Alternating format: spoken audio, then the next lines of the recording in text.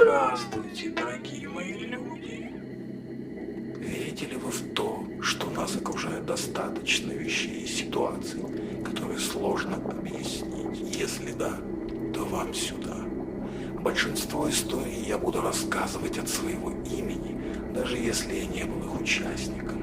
Проверить реальность всех историй не представляется возможным, поэтому выводы каждый делает сам. А я всего лишь рассказчик.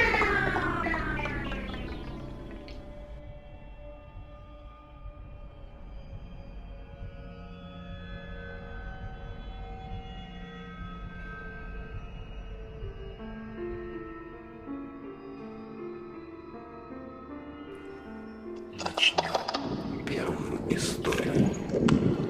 В начале 90-х, а конкретно после 91-го, творилось что-то неимоверное. Было ощущение, что все двинулись умом. Казалось, что до этого были люди как люди, а тут все резко превратились в животных. Одни хватают, что только можно, другие не знают, куда идти и что делать.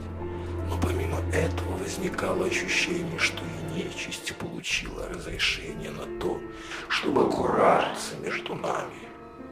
И тут и там сообщения о НЛО, призраках, невидимках, похищении инопланетян и многое-многое другое. Все это напоминало массовый психоз.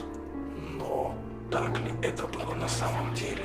В это время мои родители успели получить новую квартиру. После жизни в общежитии это было просто фантастикой. 3 комнаты вместо одной, есть даже своя комната. Так как я был еще очень маленьким, плюс новый район, а работа у родителей была далеко, было принято решение, что моя бабушка будет жить с нами. Первый год все было отлично, но потом начались странные вещи. Все началось с того, что каждый вечер в моей комнате возникал стук в районе шкафа. Определить источник звука не получалось.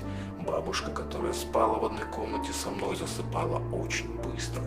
Но бывало, что она просыпалась от стука и грозно говорила мне, чтобы я перестал стучать. «Но я не стучу», — говорил я ей. Этот стук был практически каждую ночь. Начинался он около 23:40. В какое время он заканчивался, я не помню, так как под своим одеялом я не мог наблюдать время. Я помню, что сначала он начинался в верхней части шкафа и перемещался в боковую стенку. Когда это происходило, мое сердце билось как сумасшедшее. Вспоминались все ужасы, которые только можно вспомнить.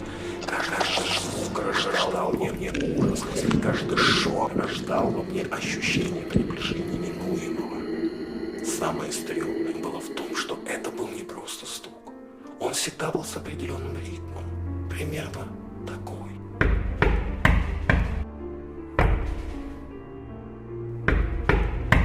Пауза выдерживалась также практически одинаково, а еще я знал, что в квартире этажом выше еще никто не заселился. Возникало ощущение, что кто-то что-то сообщает. Но что? Стучать в ответ я не мог, так как страх сковывал меня. И все, что я мог сделать, это прятаться под одеялом и представлять себе того, кто это делает, и что он сейчас стоит надо мной. Очень страшно, когда ты чувствуешь, что кто-то за тобой наблюдает, а ты никого не видишь. Отец у меня был человеком достаточно сдержанным, поэтому он несколько раз осматривал шкаф в поисках источника шума и говорил, что он не верит в то, что это я делаю не я.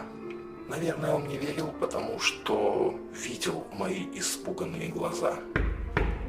Как только мы начинали осмотр, стук прекращался, поэтому ничего подозрительного найдено не было. Так продолжалось около 2 месяцев, пока мы не завели собаку. После, на какое-то время, все прекратилось.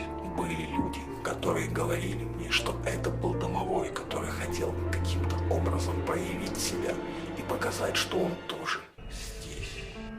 Не знаю, так ли это на самом деле, но странные события в дальнейшем начали продолжаться. Но это уже будет совсем другая история. Если у вас есть свои наблюдения и странные истории, вы можете поделиться ими со всеми, прислав их мне на почту, а я расскажу их всем. На сегодня все. Сладких снов вам, дорогие мои люди.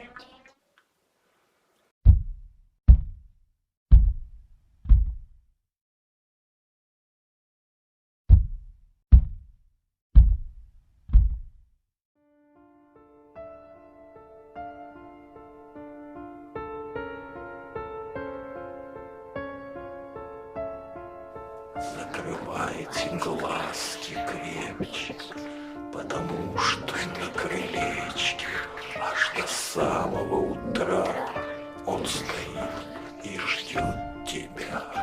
Он глядит в твое окошко, собирает страх в окошко, тень его мелькает и тебя пугает.